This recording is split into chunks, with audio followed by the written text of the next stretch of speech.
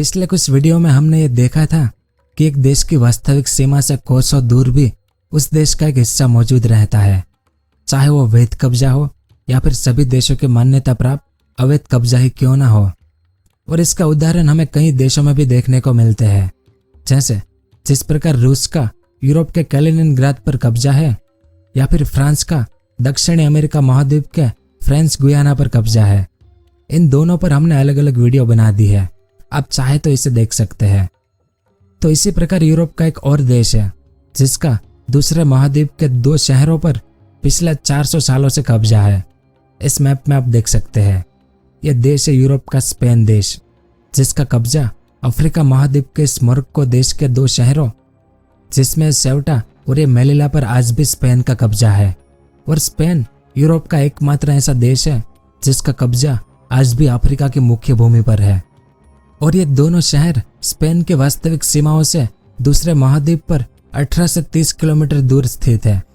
इन दोनों शहरों के कारण स्पेन और ये मोरक्को दोनों के बीच में जिब्राल्टर जल संधि होने के बावजूद भी ये दोनों देश आपस में सीमा साझा करते हैं। असल में मोरक्को देश इन दोनों शहरों को स्पेन का हिस्सा नहीं मानता है और इसे स्पेन का अवैध कब्जा मानता है, लेकिन दुनिया के सभी देश और यूनाइटेड नेशंस इन शहरों को स्पेन का हिस्सा मानता है। इस कारण पिछले 400 सालों से स्पेन इन दोनों शहरों पर कब्जा किए हुए है।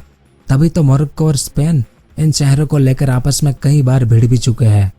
इतना ही नहीं, इन दोनों शहरों के कारण स्पेन में भारी शरणार्थी संकट भी आ गया है। यानी मोरक्को और बाकी अफ्रीकी देशों के लोग इन शहरों में अवैध तरीके से घुसने की कोशिश करते रहते हैं, जिसके बाद ये अवैध प्रवासी यूरोप के बाकी देशों और स्पेन में आसानी से घुस जाते हैं। इस कारण ये दोनों शहर स्पेन के लिए आज वर्तमान समय में सबसे बड़े शरणार्थी संकट का कारण भी बन चुके हैं। लेकिन फिर भी स्पेन इन दोनों शहरों पर से कब्जा छोड़ने को राजी नहीं है। तो ऐसा क्यों है और क्यों स्पेन के लिए ये दोनों शहर महत्वपूर्ण है? तो आज के इस वीडियो में हम इसी के बारे में विस्तार से जानेंगे कि अफ्रीकी महाद्वीप में स्थित ये 2 शहर सेउटा और मेलिला यूरोप के देश स्पेन का हिस्सा कैसे बन गए, स्पेन के लिए ये दोनों शहर कितने महत्वपूर्ण हैं, स्पेन इन दोनों शहरों को क्यों आज़ाद नहीं कर रहा है, इसके क्या क्या अलग अलग कारण है और सब और इसके अलावा और भी बहुत कुछ जानने को मिलेगा आपको इस वीडियो में। तो वीडियो के अंत तक हमारे साथ बने रहिए। तो स्पेन द्वारा कब्जा किए हुए मोरक्को देश के 2 शहर सेउटा और मेलिला के ऊपर आज स्पेनिश कानून के साथ ही यूरोपीय संघ के सभी नियम लागू होते हैं। यूरोपीय संघ की सभी सुविधाएं इन क्षेत्रों में मौजूद है और स्पेन के द्वारा कब्जा किए गए इस उत्तरी अफ्रीका क्षेत्र को स्पेन प्लाजा डी सोबेरानिया कहता है। और स्पेन के इस प्लाजा डी सोबेरानिया के अंतर्गत सेउटा और मेलिला के साथ 3 अन्य उत्तर अफ्रीकी क्षेत्र भी मौजूद है जिस पर भी स्पेन का नियंत्रण है। जैसे इस मैप को देखें, ये व्हाइट कलर में स्पेन है और ये ऑरेंज कलर में है मोरक्को देश, जिसका इस सेउटा शहर जो 18.5 वर्ग किलोमीटर क्षेत्रफल का एक कस्बा है, और ये मेलिला शहर जो 12.3 वर्ग किलोमीटर का एक दूसरा कस्बा है। लेकिन सेउटा और मेलिला के अलावा स्पेन के द्वारा नियंत्रित किए जाने वाले उत्तरी अफ्रीका के क्षेत्रों में कुछ और भी इलाके आते हैं, जिसमें से एक ये साफारिनस आइलैंड है जो 3 छोटे द्वीपों का एक समूह है। फिर दूसरा ये पेन्योन दे आलुमेथास है, यह भी 3 द्वीपों का एक समूह है। और तीसरा पेन्योन दे वेलेथ जो मोरक्को के उत्तरी तट पर एक प्रायद्वीप है। असल में साल 1934 से पहले ये एक द्वीप हुआ करता था, लेकिन 1934 में एक भयंकर तूफान से बहुत सी रेत इस प्रायद्वीप के तट और इस मोरक्को के समुद्री तट के बीच में आ गई, जिससे प्रायद्वीप मोरक्को के तट से जुड़कर एक प्रायद्वीप बन गया। लेकिन स्पेन के द्वारा कब्जाए गए इन सभी क्षेत्रों में सेउटा और ये मेलिला ऐतिहासिक रूप से यूरोप और अफ्रीका के बीच सबसे महत्वपूर्ण बंदरगाह रह चुके हैं, क्योंकि ये दोनों शहर इस जिब्राल्टर जल संधि में से जाने वाले हर एक जहाजों को सुरक्षा प्रदान करते थे। इतना ही नहीं, ये दोनों शहर यूरोप और अफ्रीका के बीच होने वाले व्यापार के प्रमुख स्थानों में से एक भी माने जाते हैं। और वर्तमान समय में भी ये दोनों शहर यूरोप और अफ्रीका महाद्वीप के सबसे महत्वपूर्ण बंदरगाह में से एक है। लेकिन ये दोनों शहर मोरक्को की जमीन पर होने के बावजूद भी स्पेन के कंट्रोल में क्यों हैं? तो आज से लगभग 2500 साल पहले इस जिब्राल्टर जल संधि पर फिनिशियन समूह सबसे ताकतवर समूह था उस समय फिनिशियन समूह के द्वारा इस पूरे क्षेत्र पर अधिकार था। अब यूरोप और अफ्रीका महाद्वीप के व्यापार के लिए यह जिब्राल्टर जल संधि काफी महत्वपूर्ण थी और जिब्राल्टर जल संधि के पास बसा हुआ सेवटा बंदरगाह इस जल संधि पर नियंत्रण बनाने के लिए एक महत्वपूर्ण चौक पॉइंट भी है। तो इस कारण से उस जमाने में भी यह सेवटा काफी महत्वपूर्ण शहर था। लेकिन फिनिशियस लोगों के बाद सेवटा पर मुस्लिम अरब लोगों ने कब्जा कर लिया। असल में साल 710 में इस इबेरियाई प्रायद्वीप पर मुस्लिम अरब साम्राज्य की शुरुआत हुई थी, जिसमें सबसे पहली बार उमैयद खलीफा ने इस इबेरियाई प्रायद्वीप पर आक्रमण किया था और इबेरियाई प्रायद्वीप का ज्यादातर हिस्सा जीत लिया था। और इस घटना को स्पेन पर मुस्लिम विजय के तौर पर भी जाना जाता है। और उस समय भी इबेरियाई प्रायद्वीप को जीतने के लिए उमैयद खलीफा ने सेवटा को अपना लॉन्चिंग पैड बनाया था। यानी उस समय यूरोप के लोगों को भी समझ आ गया था कि भविष्य में इस इबेरियाई प्रायद्वीप को जीतने के लिए इस सेवटा जैसे बंदरगाह की आवश्यकता होगी। इसलिए शुरुआत से ही यूरोपीय शासकों ने सेवटा पर कंट्रोल करने की कोशिश की थी।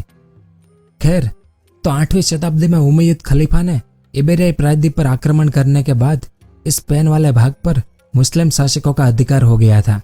लेकिन बाद में यूरोप के सभी ईसाई समुदायों ने मिलकर इबेरियाई प्रायद्वीप से मुस्लिम साम्राज्य का अंत कर दिया और इबेरियाई प्रायद्वीप पर ईसाई राज्यों का अधिकार हो गया।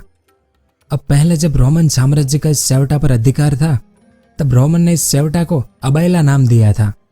इसके बाद आए मुस्लिम शासकों ने इसे सबाता नाम दिया और इसके बाद पुर्तगाली शासकों ने इसे सेवटा का नाम दिया, क्योंकि 22 अगस्त 1415 के दिन पुर्तगाल के राजा जॉन के कार्यकाल में सेवटा को छीन लिया और इस क्षेत्र के साथ पूरे उत्तरी अफ्रीका क्षेत्र पर भी इन्होंने अधिकार कर लिया। क्योंकि पहले सेवटा पर कब्जा करने से पुर्तगाली साम्राज्य को उत्तरी पश्चिमी अफ्रीका में अप्रत्यक्ष रूप से विस्तार करने का बढ़ावा मिला। लेकिन साल 1436 की लड़ाई में पुर्तगालियों की हार हुई और सेवटा को मोरिनिड सल्तनत ने कब्जा लिया। फिर इसके बाद साल 1479 में अल्का कोवस की संधि हुई।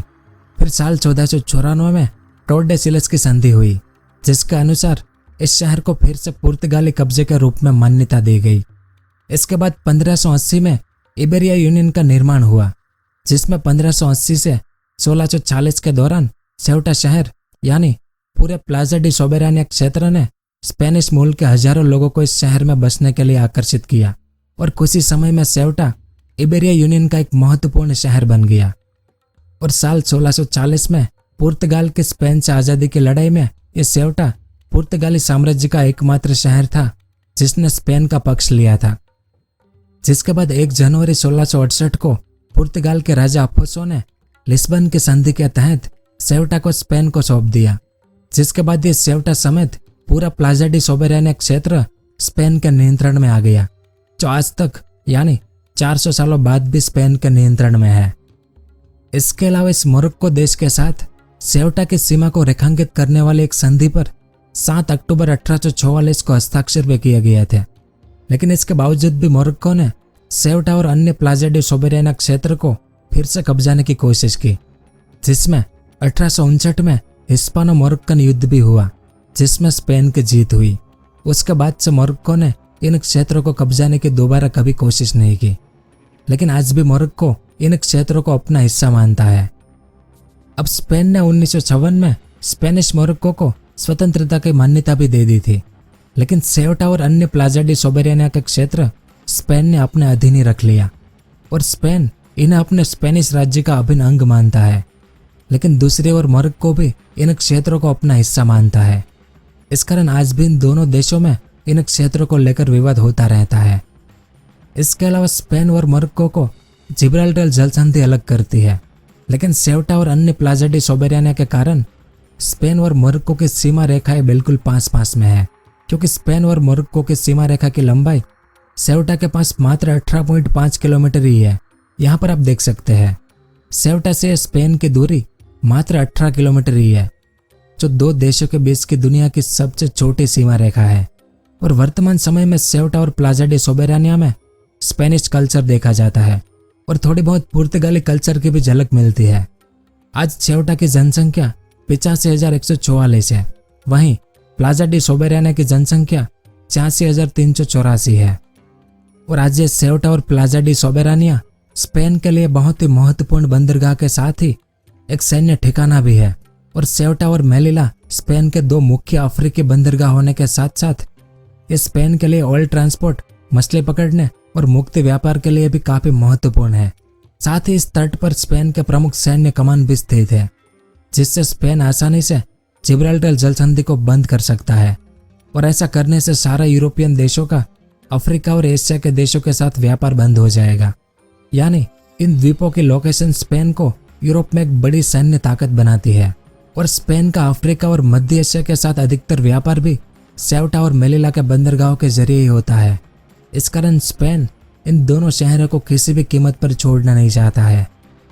तो यह सब कुछ था इस वीडियो में कि अफ्रीका महाद्वीप के मोरक्को देश के दो शहरों पर आज भी स्पेन का कब्जा क्यों है। उम्मीद है आपको कुछ जानने को मिला होगा और अगर आपको ये वीडियो पसंद आया हो तो इसे लाइक ज़रूर करें। पूरा वीडियो देखने के लिए आपका बहुत बहुत धन्यवाद। अगर आपको इस तरह के इन्फॉर्मेटिव वीडियो देखना पसंद है तो हमारे इस चैनल को सब्सक्राइब करें और हमारी नई वीडियो सबसे पहले देखने के लिए इस बेल आइकन को भी जरूर दबाएं।